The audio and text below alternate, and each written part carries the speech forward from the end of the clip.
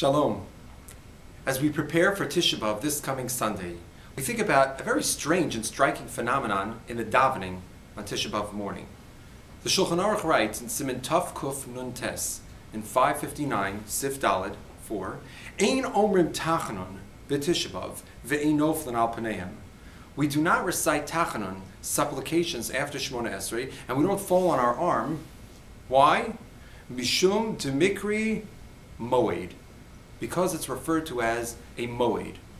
Isn't that strange? A moed we usually understand as a festival, an appointed time of happiness. How could you call Tisha B'Av a moed? Perhaps we can understand it in light of a parable. Imagine a father and a son who were in business together.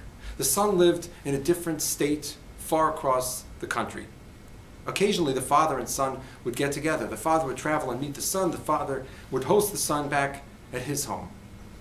One summer, the father goes to meet the son in the office in the son's location. He knocks on the door, he opens the door, looks in and sees the son, and the office is in shambles. He sees that piles of papers are strewn all around. The cash box is open and clearly not cared for. He's distraught. And the son replies with silence. He has nothing to say. He's utterly embarrassed. The father says nothing. All he says is, let's go for a walk. They leave the store and they walk to a tree-lined boulevard and they walk for several blocks. They spend quality time together just like they do every other visit, but this time it's in silence. Finally, at the end of the walk, the son looks at the father and he breaks down in tears. And he says, I'm so sorry I let you down.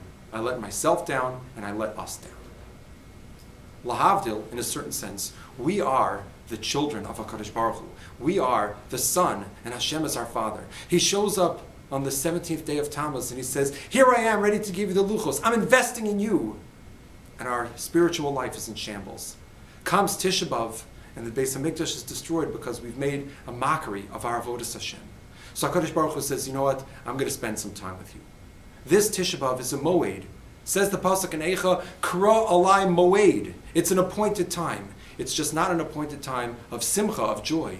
It's an appointed time of silence. And that's why says the pasuk in Eicha, Sasam tefilasi. There's no davening.